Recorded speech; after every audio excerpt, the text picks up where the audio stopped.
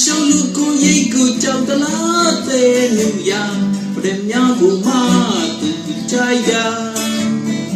မတပြူလေးလေရတန်ခအုပ်ပေါ်ကောင်းပြောတဲ့ရှိရင်မတချရဲ့ရှိမှ